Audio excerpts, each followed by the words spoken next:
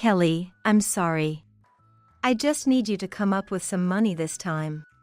I desperately need a significant amount for my business, please. When I said, I can't come up with such a large amount, he retorted, what? Your husband is in trouble, and you're not going to help? Isn't that too cruel? If you don't have the cash, why don't you just take out a loan or something? Seriously, Kelly, you're so inconsiderate. That's why you're such a pushover. Being cheated on for 10 years. Tears started to flow. If only I had been a bit more assertive, I wouldn't have let Mary go through this. Mary shook her head and gently patted my back. It's not Mom's fault. The bad one is Dad. I can't forgive Dad for making Mom sad. I'll make him regret it. I was greatly moved by Mary's words. Ryan, you might not know this, but Mary was born with something wonderful. You used her as an excuse for your infidelity. I truly cannot forgive you. Celebrating 20 years of marriage, and your birthday will be celebrated grandly with Mary. It's sure to be a lovely hell. I'm looking forward to it. My name is Kelly Morgan, a 44-year-old housewife. I live with my husband, Ryan, and our 17-year-old daughter, Mary. Ryan and I met 20 years ago. We were part of the same cohort when we joined a company as fresh graduates. Despite being called a tough job market, by the end of the year, it was just the two of us left out of the original 7. Until last week, Susan, who was among the closest of our cohort, was also hanging in there. Susan pushed herself to the limit but ultimately reached her breaking point. I wished I could have worked more with Kelly and Ryan. But it seems like I can't anymore. You two keep it up, she said before leaving the company. The work given to newcomers was tough, and I thought about quitting many times. Having a father who ran his own company, somewhere in my heart, I harbored the thought of maybe I should help out with my father's business. However, going out for drinks with Ryan after work almost daily, venting our frustrations, and licking each other's wounds somehow kept me going. Eventually, Ryan and I naturally started dating. It was comfortable being together, and we felt a mutual respect for each other. Being with Ryan felt like a reward for all the hard work.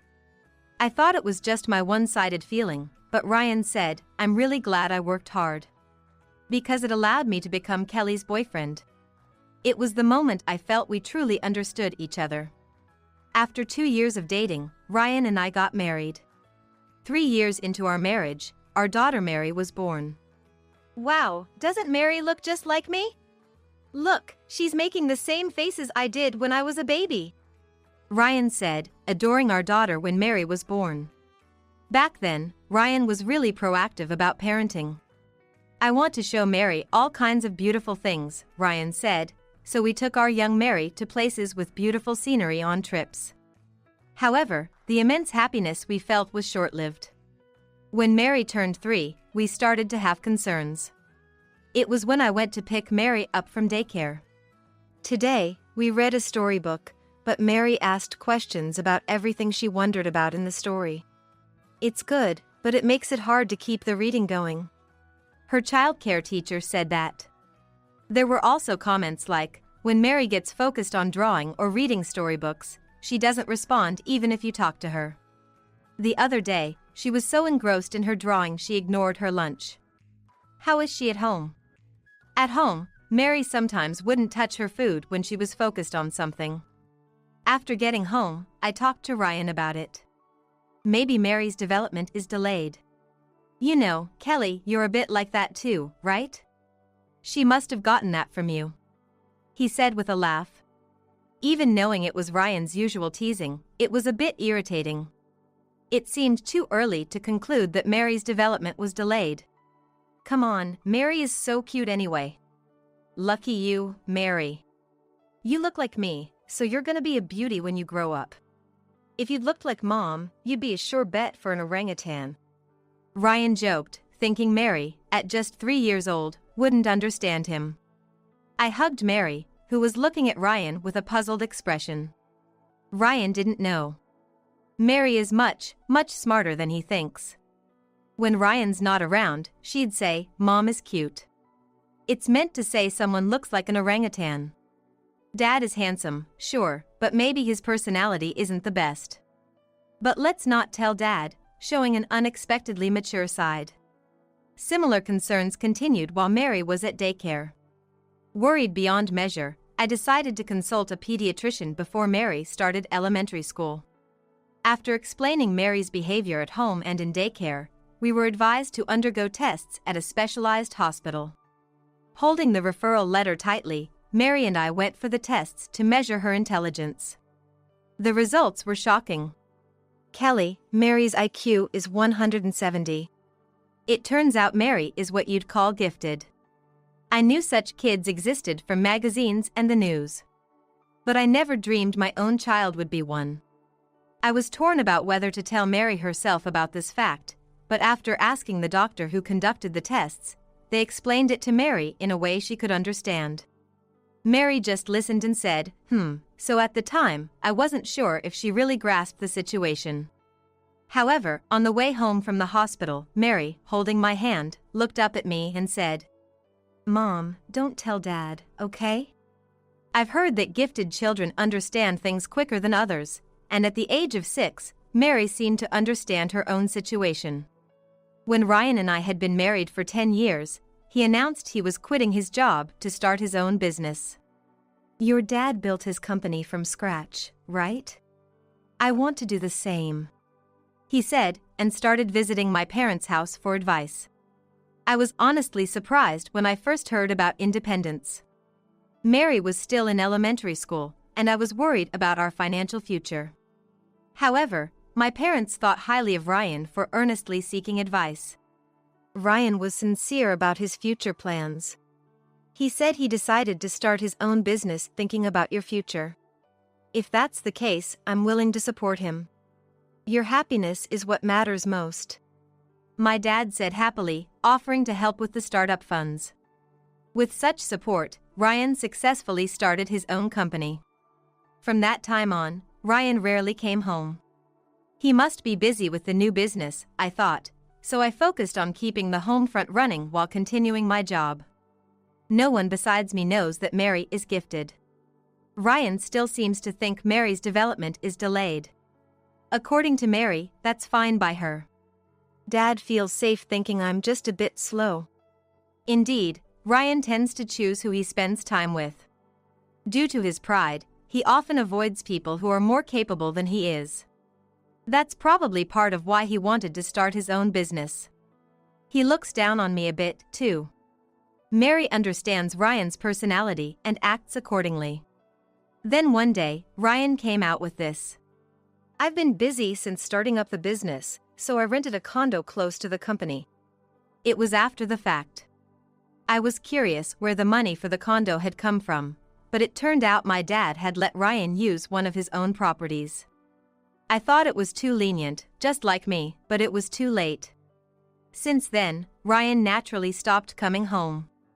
Even when I suggested I could occasionally clean the condo, he said, "I only go there to sleep late at night, so it's not messy," refusing to let me in.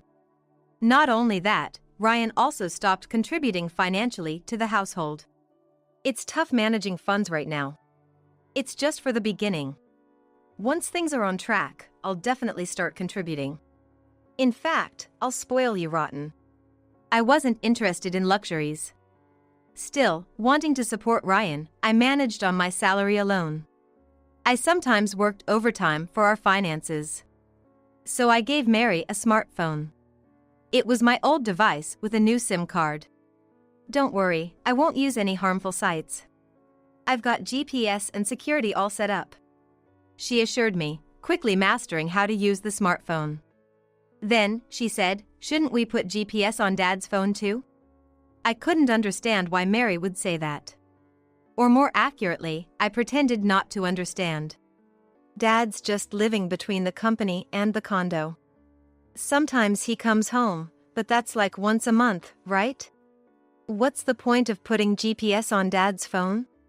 I said that to Mary, but really, I was saying it to myself. Then Mary said, with a sad smile, "Mom, you really trust Dad, huh?" Mary is sharp. It was like she could see right through me. Of course, there were insecurities. I often wondered where Ryan was and what he was doing when he wasn't home. But the fact that Ryan chose me was my pride. "Mary, it's okay. Mom and Dad really do understand each other," I said, hugging her. I must have looked anxious in front of Mary. Being sharp, she read my emotions and got worried. I felt guilty. Even though she's gifted, Mary is still just a kid. I swore to myself not to burden her with worries anymore. And then, 10 years after Ryan started his own business and 20 years into our marriage, time had flown by. Before I knew it, Mary turned 17. Even though Mary was superior to others, she chose not to attend a highly selective school but instead opted for a local high school. I thought her choice was wise. Throughout her life, Mary had been holding back her opinions to fit in with others, even though she had her own thoughts during communications. Student life is a series of communications. Mary, being gifted, was afraid of living her truth out loud, clashing with someone, and potentially hurting them. "After all, it suits my dreams better. I want to become a lawyer or a mystery writer," Mary said, seemingly happy with her current life. Ryan was the same as ever. 10 years after starting his business, he had boasted about spoiling us with luxuries, but he had never contributed financially to the household even once. Instead, a few years ago, he started asking me for money. Most of his requests were for small amounts, so I would give him what he asked for from my savings. However, occasionally, he would say, "Kelly, I'm sorry. I just need you to come up with some money this time. My business desperately needs a substantial amount. Please," asking for tens of thousands of dollars. It was curious why he was running short on money, considering he was still receiving support from my father. When I said, "I can't come up with such a large amount," he would retort, "What? Your husband is in trouble, and you're not going to help? Isn't that too cruel?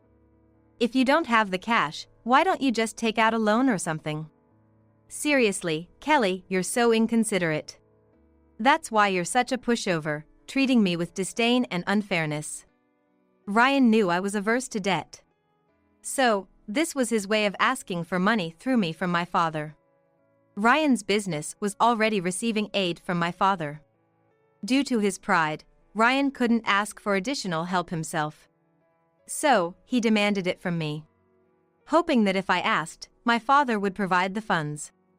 I knew what Ryan was up to, but I also felt foolish for complying. Of course, I couldn't ask my father for financial support. Reluctantly, I had no choice but to dip into the savings I had set aside for Mary's future. Clever as she was, Mary quickly caught on. "I can't stand to see Mom struggle for Dad's sake. He's been neglecting us all this time and only comes around to ask for money, which is the worst." Mary was quite angry with Ryan. When Mary was still in elementary school, Ryan would often take her to his condo. Although Ryan no longer visited our home, it seemed he still found his daughter endearing. But ever since Mary turned 10, they stopped meeting except outside. "Mom, I think you should really think about what's going to happen with Dad and you in the future. No matter the outcome, I'll stick by you, so don't worry." It's not surprising Mary would say that. For the past 10 years, we've been practically living apart.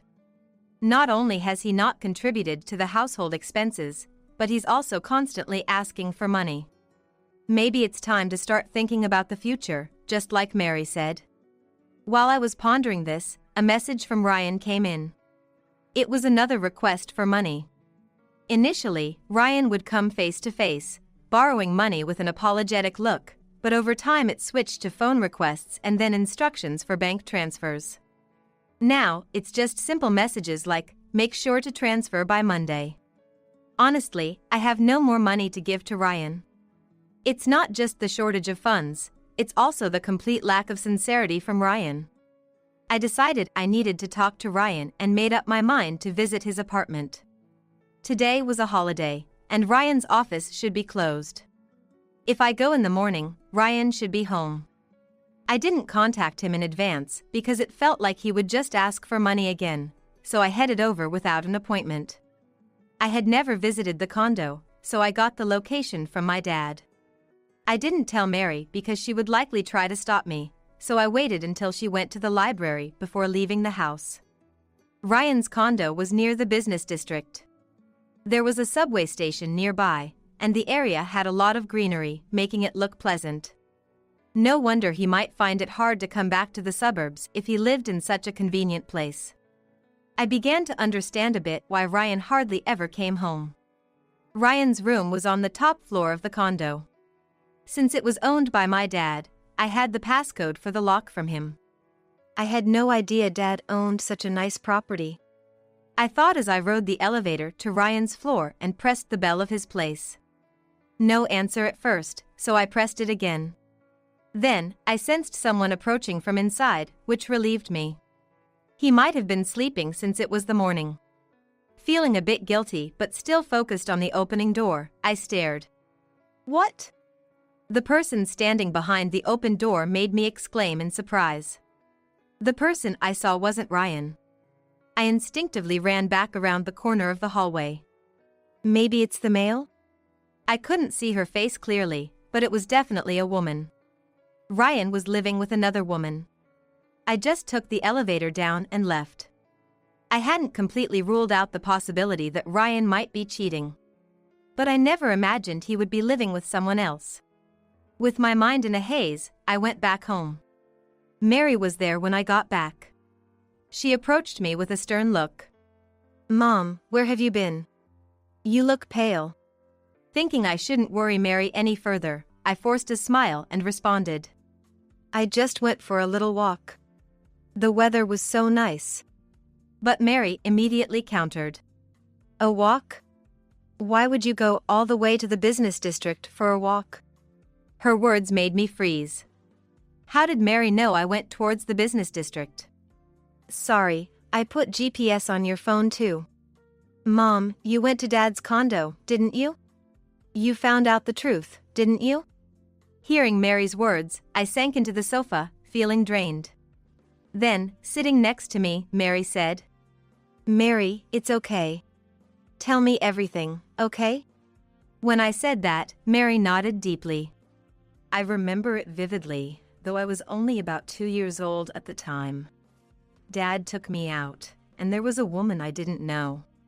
When Mary was little, Ryan often took her out in the stroller for walks. He used to tell me, "Kelly must be tired from taking care of Mary every day, so just relax at home." Sometimes it was the same woman, sometimes different ones. Dad has been hanging out with various women since a long time ago. It seemed that Ryan's active involvement in taking care of Mary was just an excuse to meet women. Normally, memories from when one is 2 years old might be forgotten. But Mary is gifted. Mary, with her exceptional memory, still remembers everything clearly. When Dad moved into the condo near his company after starting his business, he took me there a few times. And sure enough, there was a woman there. Dad thought of me as a naive child who wouldn't mind the presence of a woman he didn't know. That woman was always at the apartment. Mary said, pulling out a smartphone. It was the smartphone I had given her when she was still small. Mary turned it on and showed me several photos. Dad has been with this woman for 10 years. I was shocked when I saw the photos. "Susan?" It was Susan, who had been our co-worker, looking cozy with Ryan. The photos were dated starting 10 years ago, with new ones added yearly. Cheated on for 10 years. These were photos Mary had been taking all along. I wondered how Mary, with her superior understanding, felt knowing the truth about Ryan. And why she continued taking these photos. Just thinking about it made my heart ache. "Mary, I'm sorry. I didn't mean to make you go through such hard times." Tears started to flow. If only I had been more assertive, I wouldn't have let Mary endure this. Mary shook her head and gently patted my back. "It's not your fault, Mom. The bad one is Dad. I can't forgive Dad for making Mom sad. I'll make him regret it." Mary's words struck a chord with me. Make him regret it? The idea sounded ominous, but honestly, my curiosity was piqued. Dad and that woman are planning a trip soon. You know, Dad's birthday is coming up. It's their celebration trip. She posted about it on social media. Such a need for approval. Mary said, somewhat gleefully. She must have some plan to teach him a lesson. I listened to what Mary had to say next. Shouldn't we let his mistress celebrate Dad's birthday alone? Why don't we also celebrate it grandly? Before I knew it, my tears had stopped. I was so glad Mary was my daughter. If it hadn't been for meeting Ryan, I wouldn't have had Mary. I suppose I should thank Ryan for bringing Mary into my life. When you think about it, planning a vacation with his mistress on our 20th wedding anniversary is quite bold. I'm curious how Ryan, who always asks me for money, managed to come up with the funds for this trip. Right now, my phone is buzzing with messages from Ryan asking, "Did you transfer the money?" Sadly, there will be no more transfers from me to Ryan. Maybe it wouldn't have been so hard if the mistress had been a complete stranger. But why did it have to be Susan, someone we knew? Looking at the pictures on Mary's phone, I couldn't help but chuckle. Ryan, you thought we knew nothing, living as you pleased. You married me for my father's wealth, didn't you? Weren't you going to spoil us with luxury once you started your own business? I'm not interested in luxuries, but I wish you hadn't made promises you couldn't keep. You might not know this, Ryan, but Mary is an incredible child. She has witnessed your infidelity from a young age and, despite that, tried not to hurt me by keeping your secrets. You used Mary as an excuse for your infidelity. You wanted to show Mary all the beautiful things, you said, but instead, you've shown her quite the opposite. I can't forgive you for that. 20 years of marriage, and now, on your birthday, Mary and I will celebrate it grandly. It's going to be a splendid hell, for sure. I'm looking forward to it. Today is Ryan's birthday. Mary and I are in the business district early in the morning / heading to that infamous condo of Ryan's. Mom, no matter how emotional you get, make sure Dad doesn't see you. Mary cautioned me several times. Even knowing what's going on, it's hard not to be shaken. Can I really face Ryan and Susan together and remain calm? That's why Mary is here with me today. As we hide in the bushes on the property, Mary whispers, "Here they come," and pushes me behind the building. There, in the parking lot, is Ryan's car. Soon after, Ryan came out of the apartment. And Susan followed him. It really is Susan. They were loading large bags into the car. Presumably setting off on a trip. Just as I thought. I even know where they're going. Mom, that Susan is quite the sharer on social media. She's been posting pictures saying, "We're going here for his birthday trip." The place Susan posted on social media was a scenic spot our family of 3 had visited when Mary was still a baby. Back then, Ryan had said, "When Mary's older, we'll definitely come back here all together." Ryan, who only makes promises he can't keep, now seems to be taking his mistress instead. I was beyond words. Consumed with anger and frustration. Mom, pull yourself together. Look, we're going too. Mary said, snapping me out of it. Right, we had to make Ryan regret his actions. That's what we had been preparing for. By the time we realized it, Ryan's car had already left. Mary took my hand, and we started our plan. 6 hours later, Mary and I were in a hotel room. Mary placed a tablet on the table and opened a video site. We watched the screen intently, holding our breath. The screen showed a large atrium, with a small stage at the front and a grand piano nearby. Probably a place where events are held regularly. It was a bustling spot, surrounded by eateries with tables and benches set up, resembling a stylish food court. As evening approached, the area was lit up, making it a popular spot. On the screen, as the day started to fade, the lighting began to change.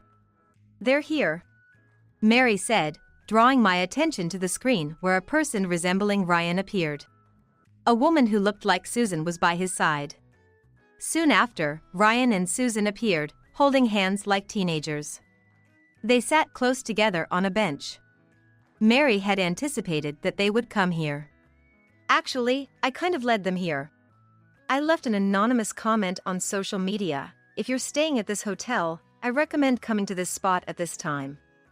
Susan seems to love spots that are perfect for social media, so I was sure they'd come. Mary had analyzed Susan's preferences based on her social media posts. The clock struck 4 p.m. Then, something happened on the screen. A man with unique movements appeared in the middle of the plaza. He wore clown makeup. The clown wandered through the plaza with comedic movements as if searching for something. And then started dancing in the center. He quickly drew the attention of the gathered crowd, and spontaneous applause broke out around him. Ryan and Susan were watching, seemingly enjoying the show. The lone dancer was soon joined by 2, then 3 others, and before long, a group of dancers turned the plaza into a stage for a lively performance. This was what's known as a flash mob, targeted at someone for a surprise performance. The first clown to dance approached the audience, apparently looking for today's target. Then, Mary was seen giving instructions on her phone. The bench at the back right near the stage, the green one.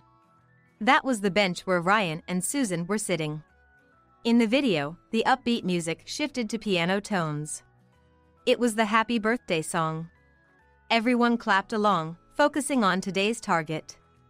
The clown approached Ryan and Susan at the back right. Ryan gestured as if to say, "Me," looking slightly pleased. "It irked me." The clown handed Ryan a bouquet hidden away and shouted "Happy Birthday" into a wireless mic. At the same time, the crowd in the plaza gave Ryan a round of applause. Ryan, not entirely displeased, waved back at everyone, getting carried away. "Now, Dad, the real fun begins," Mary said as the clown pulled a letter from his pocket. "I have a letter from your family," he announced, glancing at Susan next to Ryan, probably mistaking her for his wife. Susan looked incredibly uncomfortable. And Ryan, even through the screen, had a clear "oh no" expression. The oblivious clown, all smiles, began to read the letter. "Oh, from your daughter. Dear Dad, happy birthday. Are you enjoying your trip today? Oh, your daughter couldn't come, huh?" The clown read cheerfully, while Ryan looked desperately uncomfortable. He looked wondering how Mary knew about the trip. Unperturbed, the clown continued. "We visited this place nearly 20 years ago as a family, remember? The scenery was beautiful. I still remember it. I wished we could go as a family again, but it's a shame we can't." Ryan, flustered, gestured frantically for the clown to stop. Susan, too, looked like she wanted to disappear, her face hidden behind a mask. But apparently unable to leave because of the camera in front of them, they stayed put. The clown, slightly puzzled, read on. "Take lots of pictures of the beautiful scenery for me. I'll be waiting at home with Mom."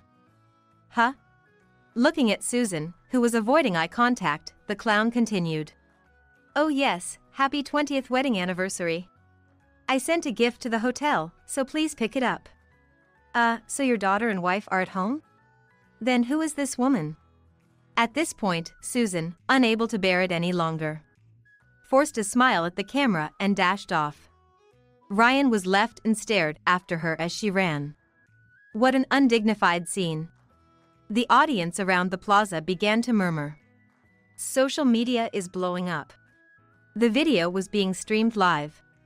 It was part of a project by a streamer friend of Mary. The channel was said to be popular, especially among viewers who like surprises and surprises. And now, viewers were flooding social media with comments about the live broadcast. "What's this? The family's at home, huh? That woman couldn't possibly be. Wow, this is genuinely entertaining. The husband is totally cornered." The live stream seemed to be coming to an end. On the screen, a clown waving happily and Ryan with a pale face were displayed. After that, Ryan likely dashed off from the scene. He had embarrassed himself in front of the world via a live broadcast. Served him right. I was quite satisfied by this point, but Mary's revenge was far from over. "Come on, Mom. Let's move on to the next part of the plan," Mary said, and I nodded deeply, standing up. Mary and I came to a door marked 1102. I was about to knock, but stopped when I heard a man and woman arguing inside. So I paused to listen quietly. "It's all because you ran away there, making me look even more like the bad guy. It's humiliating. It's your fault.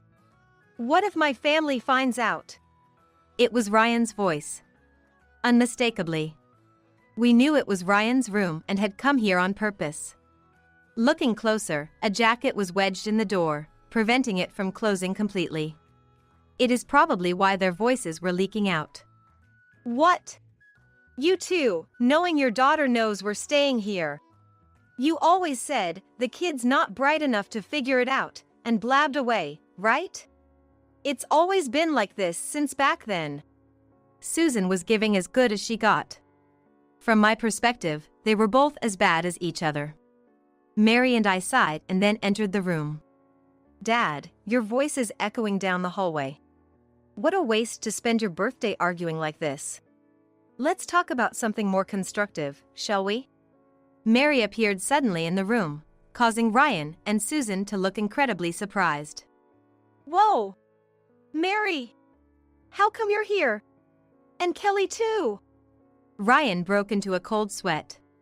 Susan grimaced and tried to retreat further into the room. "Dad, did you read my letter? I told you I sent a gift, didn't I? Are you disappointed it's just us? It's nostalgic, isn't it? This place is full of our family's memories. Dad, why are you here with this person?"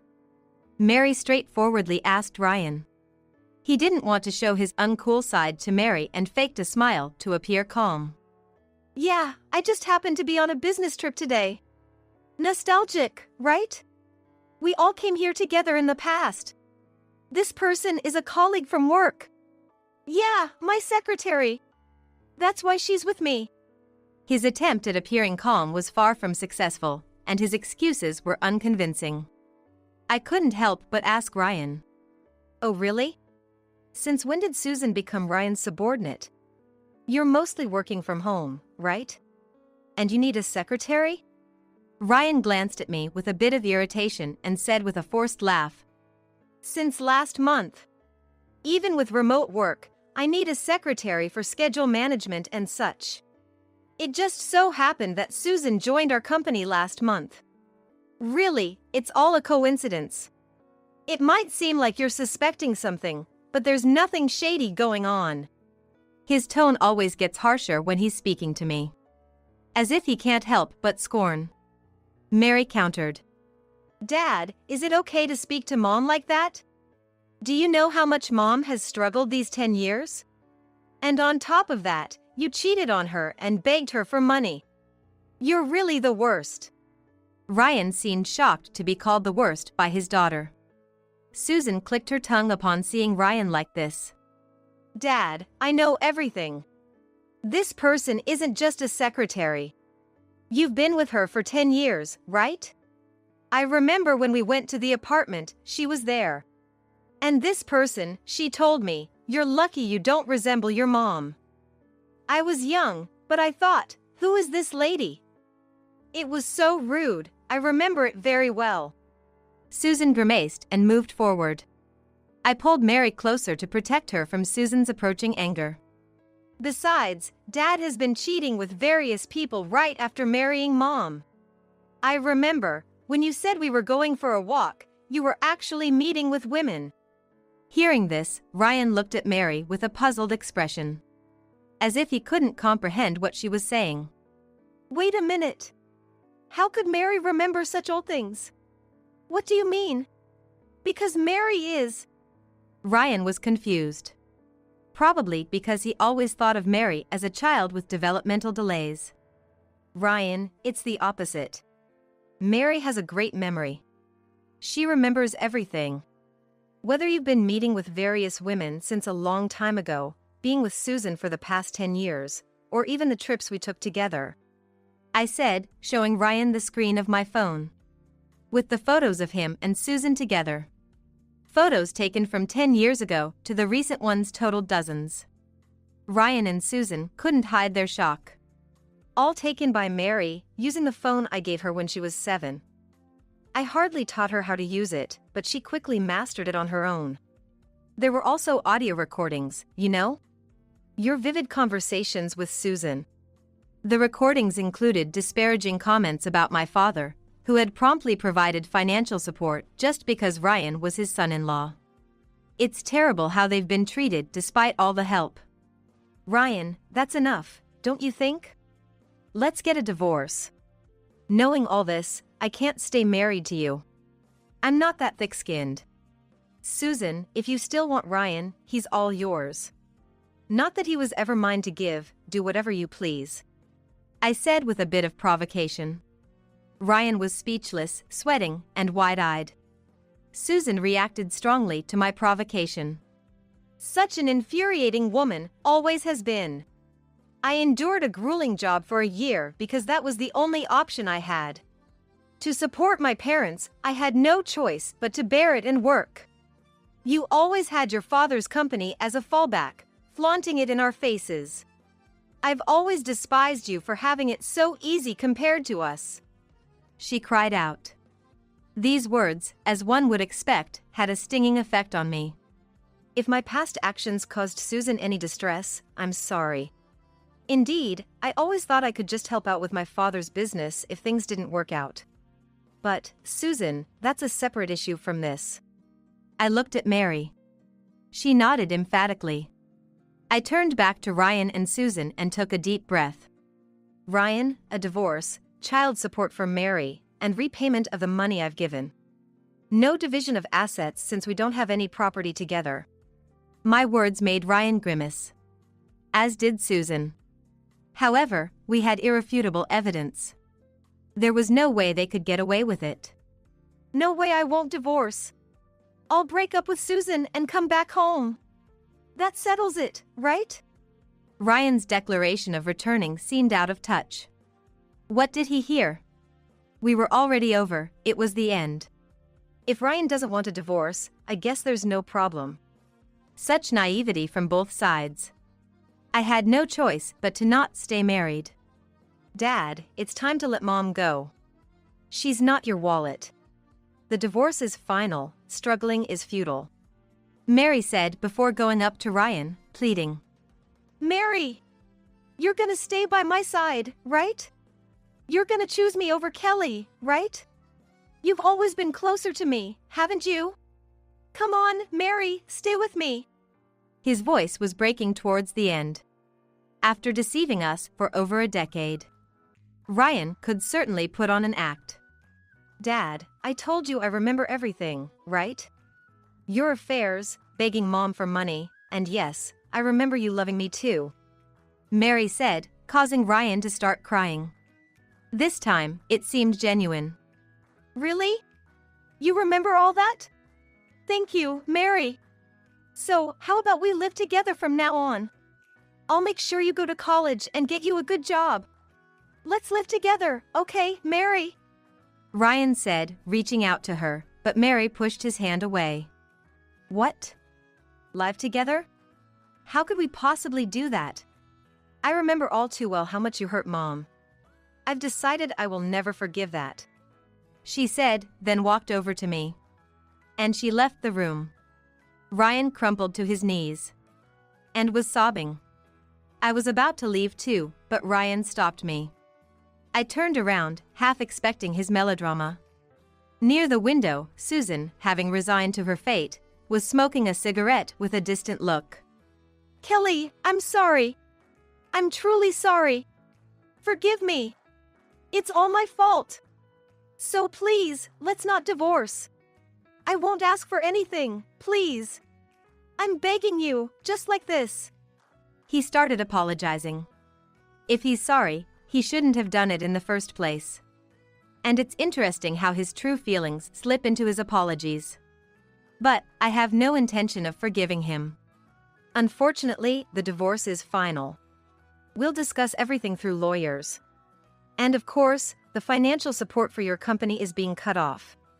My father has seen the live stream. He's furious. My condolences. Saying that, I left Ryan's room. and hurried back to where Mary likely had gone ahead to our room. Cries that sounded like screams from Ryan could be heard from room 1102. But I didn't look back, walking straight to our room.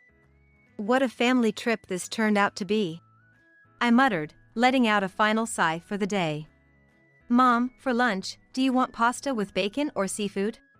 It seemed Mary was going to prepare today's meal. I requested a bacon one. Though I wondered if maybe seafood wouldn't be her preference, I didn't mention that to Mary. The kitchen smelled great, stirring my appetite. 2 weeks had passed since that day. After staying at the hotel for one night, Mary and I did a little sightseeing the next day before returning home. What became of Ryan and Susan, I don't know. They never showed themselves in front of us again. According to the lawyer, Ryan is still not agreeing to the divorce. Living with another woman, yet what is he thinking? It's presumably because he's worried about money. But it seems only a matter of time before the divorce is finalized. Either way, we plan to get a proper settlement from him. My father also seems to be planning to file claims against Ryan. I've caused trouble for my father this time. I'm thinking of taking Mary to visit my parents soon. Ryan's company, cut off from my father's financial support, is on the verge of bankruptcy. Susan's social media has blown up. She was being criticized online alongside Ryan. Initially, Susan fought back strongly, but now her account is locked and she's gone into hiding. Researching Dad, I found out there were several other women he was messing around with over the past 10 years. None of them knew he was married. They're talking about banding together to sue him. Really, what is he doing? Mary brought the finished pasta to the table. It looked incredibly delicious. In the end, we never told Ryan that Mary was gifted. Honestly, it doesn't matter anymore. Gifted or not, Mary is my precious daughter, and that will never change. However, this time, I'm particularly grateful for Mary's memory. And Mary, who came up with the flash mob strategy, is a bit scary. I'm truly thankful that Mary is on my side. Today might be the day Mary's dream comes true, a significant day. Nowadays, it's convenient to check results online, unlike before. That's when I realized something. So either way, Mary is going to be a teacher, right? Mary laughs beside me. Mom, you're getting ahead of yourself. Maybe teacher in training is more accurate? I laughed too. It's almost time for the results. Mary taps on her phone's screen. As long as we don't give up, the dream will surely come true. Minutes later, a teacher in training is born. The season had already